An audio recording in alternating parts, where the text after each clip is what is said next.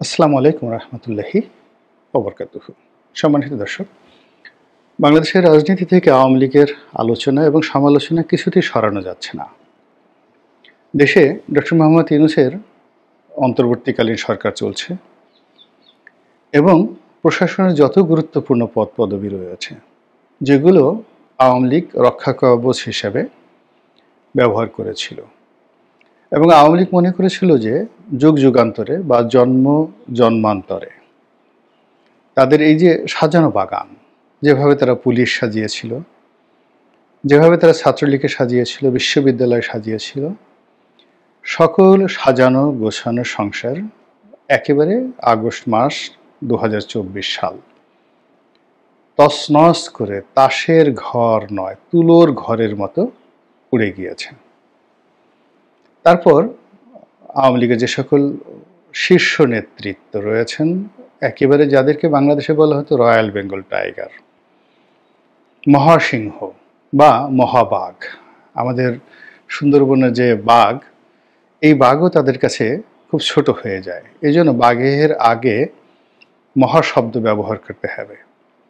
বা আফ্রিকার যে সিংহ, সেটা ধবল সিংহ হোক বা অন্য যে কোনো সিংহ হোক, আওয়ামী লীগের এমন প্রভাবশালী নেতা ছিলেন যাদেরকে সকল সাধারণ সিংহের সাথে তুলনা করলে হবে না। তাদের দাপট ছিল মহা সিংহের মতো। তো তাদের অনেকে পালিয়ে গেছেন, অনেকে আত্মগোপনে আছেন, গর্তের মধ্যে লুকিয়ে আছেন, অনেকে ধরা পড়েছেন। তো এই যে একটা অবস্থা, সেই অবস্থার মধ্যে আওয়ামী লীগের নামটি আসলে উচ্চারিত হওয়া উচিত নয়। সেখানে আওয়ামী লীগ পচে গিয়েছে, দুর্গন্ধ ছড়াচ্ছে। যেমন আমরা অনেক ভালো খাবার খাই, পোলাও, কোরমা, কালিয়া, কোপ্তা, রোস্ট, আরও কত কিছু। এগুলোর নাম নিলেও ভালো লাগবে, দেখলেও ভালো লাগবে। কিন্তু এই জিনিসগুলো যখন পচে যায় আপনার পেটের মধ্যে এবং সেগুলো যখন বর্জ্য আকারে প্রকাশিত হয়, তখন সেগুলোর নাম আর কালিয়া, কোপ্তা থাকে না। একটা সিঙ্গেল নামে চলে আসে, সিঙ্গুলার নাম্বারে চলে আসে। ওগুলো কেউ উচ্চারণ করে না, ওইগুলো দেখেও না, বরং খাবার টেবিলে যদি ওইগুলোর নাম উচ্চারণ করা হয়, তো সঙ্গে সঙ্গে খাবারে অরুচি এসে যায়, অনেকে বমি করে দেয়। তো সেক্ষেত্রে আওয়ামী লীগকে যদি আপনি একটি পচা মাল হিসেবে ধরেন, আবর্জনা হিসেবে ধরেন, সেক্ষেত্রে তো আওয়ামী লীগের নাম বাংলাদেশ উচ্চারণ করার মতো লোক থাকার কথা নয়। কিন্তু বাস্তবতা হলো, শয়নে স্বপনে চলনে বলনে আওয়ামী লীগের আলোচনা থামানো যাচ্ছে না। সবাই যে যার অবস্থান থেকে গালি দেওয়ার জন্য হোক, প্রশংসার জন্য হোক, কিংবা ভবিষ্যতের একটা উইন্ডো খোলার জন্য হোক, আওয়ামী লীগের নামটি উচ্চারণ সবাই করছে। বিএনপি করছে, জামাত করছে, ডক্টর মোহাম্মদ ইউনূস সাহেব করছেন, তার উপদেষ্টা মণ্ডলী করছেন, সমন্বয়করা করছেন, সবাই। কেন এত আলোচনা?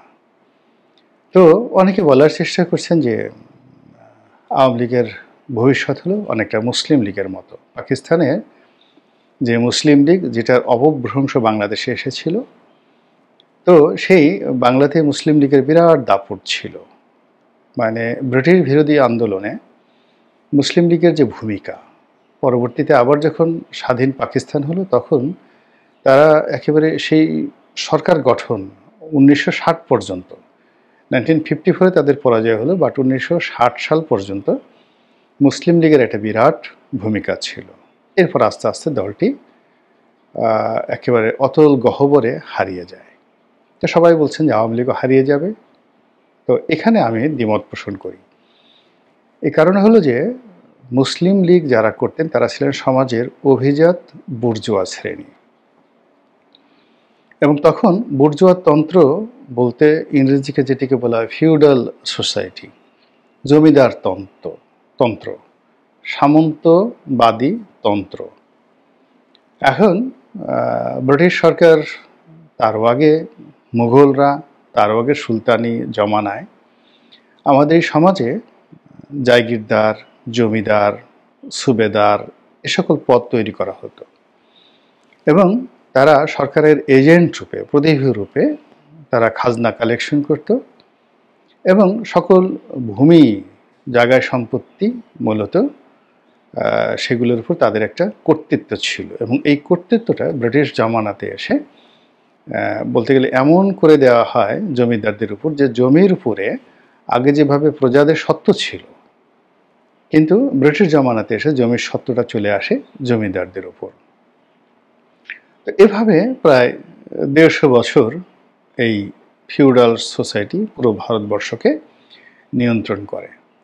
তো মুসলিম লীগ যারা গঠন করেছিলেন এই বাংলায়, তারা সবাই ছিলেন নবাব পরিবার, খান বাহাদুর, রায় বাহাদুর, তারপর জমিদার, এই পর্যায়ের লোকজন। তো যখন শেরেবাংলা ফজলুল হকের নেতৃত্বে কৃষক শ্রমিক প্রজা পার্টি অবিভক্ত বাংলার ক্ষমতায় এলো এবং জমিদারি প্রথা বিলোপ করা হলো, তখন এই ফিউডাল সোসাইটিটা ভেঙে যায় এবং তাদের সেই জৌলুস থাকে না। ঢাকার নবাব পরিবারের জৌলুস ছিল না, করটিয়ার জমিদারদের কোনো জৌলুস ছিল না, হুমায়ুন খান পন্নীদের কোনো জৌলুস ছিল না, মানিকগঞ্জের জমিদারদের কোনো জৌলুস ছিল না। এভাবে সবাই যাকে বলা হয় সব কিছু হারিয়ে সাধারণ মানুষের পর্যায়ে চলে আসে।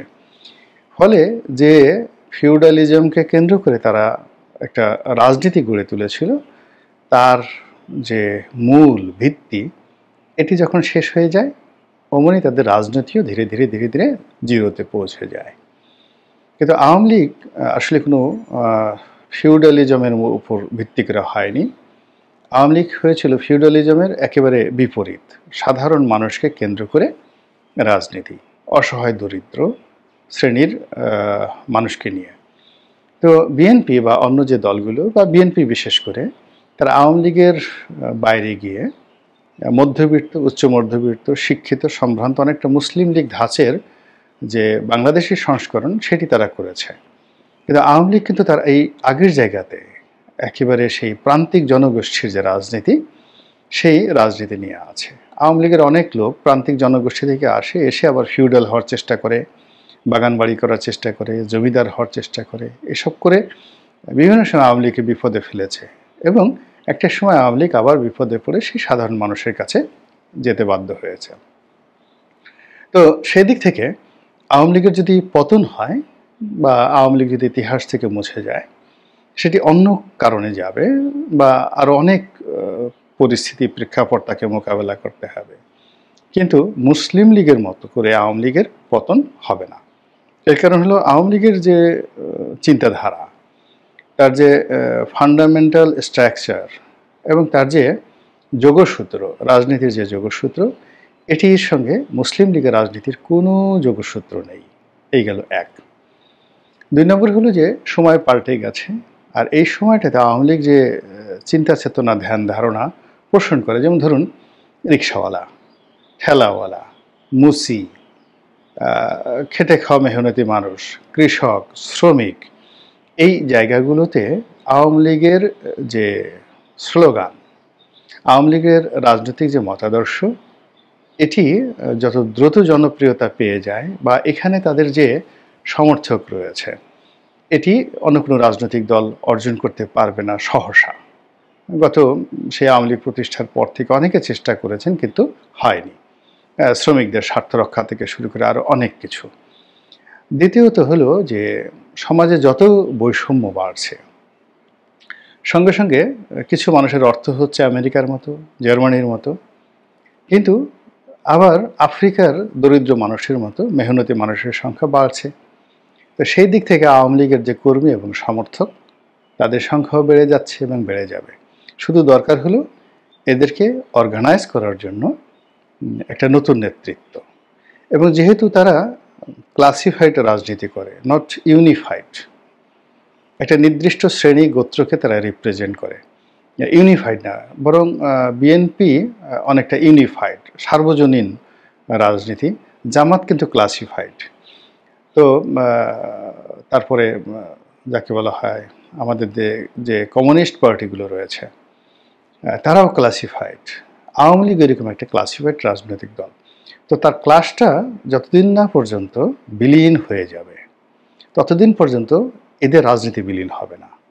শ্রমিক যতদিন আছে, তারপরে খেটে খাওয়া মেহনতি মানুষ যতদিন আসে, কৃষক যতদিন আছে, তারপর পানি যতদিন আছে, নৌকা যতদিন আছে, জেলে যতদিন আছে, মাছ যতদিন আছে, ততদিন পর্যন্ত আওয়ামী লীগের যে রাজনৈতিক কৃষ্টি এবং কালচারগুলো তারা বলে আসছে, যেমন লগি, বৈঠা, নৌকা, মানে এগুলো হয়তো এখন নৌকা ওইভাবে চলে না, ইঞ্জিন চালিত বোট চলে, কিন্তু নৌকা যখনই আসে সঙ্গে সঙ্গে নদী আছে, নদী যখনই আসবে আওয়ামী লীগের নাম চলে আসবে। আবার সেখানে মেহনতি মানুষদের যে প্রতিচ্ছবি, সেই প্রতিচ্ছবি, যেমন বিএনপির ধান, এখন ধান যখন আসে তখন এখানে একটা ফিউডাল সোসাইটি চলে আসবে। ধানের মালিককে, এখানে ধানের মালিক কৃষক সাধারণত হয় না, কৃষক মেহনত করে, চাষাবাদ করে, যারা আওয়ামী লীগ। আর ধান সে কৃষকের কাছ থেকে যারা কিনে নেয়, ফড়িয়া, জমা করে আড়তদার, ব্যবসা করে চালকল মালিক, আবার চালকল মালিকদেরকে যারা নিয়ন্ত্রণ করে তারা সমাজের বিশাল কিছু। তো কাজেই তাদের যে ধান, এই ধানটি মূলত ফিউডাল সোসাইটির একটা বৈশিষ্ট্য। এই জিনিসগুলো বুঝতে হবে।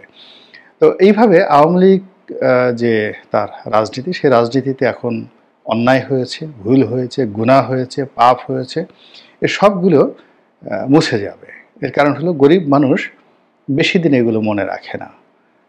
আর ধনী যারা আছে তারা, গরিব মানুষ যখন সামনে চলে আসে তখন ধনীরা খুব ভয় পেয়ে যায়। নর্মালি ধনীরা সবসময় শাসন করে গরিবদেরকে, কিন্তু গরিবরা যদি একবার সামনে চলে আসে ধনীরা মুহূর্তের মধ্যে ভয় পেয়ে যায়। তো সেই দিক থেকে আওয়ামী লীগের রাজনীতি মুসলিম লীগের মতো হবে না। আর যেহেতু সমাজের যে বৈষম্য এটা দূর হচ্ছে না, রাজনীতিটা সার্বজনীন করা যাচ্ছে না, কাজেই ওই যে আমরা গ্রিক সাহিত্যে বা গ্রিক উপকথাতে বা গ্রিক ম্যাথোলজি যেটাকে বলি, সেখানে ফিনিক্স পাখির যে গল্প, সে বারবার জন্ম নেয়, পুনর্জন্ম নেয়, পুনর্বার মহাশক্তি নিয়ে ফিরে আসে। তো এরকম আওয়ামী লীগ আবারও সেই ফিনিক্স পাখির মতো ফিরে আসবে। এটা আমার কথা নয়, এটা বাংলাদেশে যারা রাজনীতি করেন তারা সবাই বুঝেন। ফলে দেখুন 5 তারিখের পতনের পর, অর্থাৎ আগস্ট মাসের 5 তারিখের আওয়ামী লীগের পতনের পর সবাই আগস্টে যেভাবে কথা বলেছে, সেপ্টেম্বর মাসে এসে তাদের কথার তেজ ধাস কমে গেছে, অক্টোবরের মাসে এসে ভিন্ন কথা, আর নভেম্বরের মাসে এসে এখন আওয়ামী লীগকে নিয়ে অনেকেই ইতিবাচক কথাবার্তা বলার চেষ্টা করছেন। আল্লাহ আমাদের সবাইকে হেদায়েত দান করুন এবং হেফাজত করুন। আসসালামু আলাইকুম ওয়া রাহমাতুল্লাহি ওয়া বারাকাতুহু।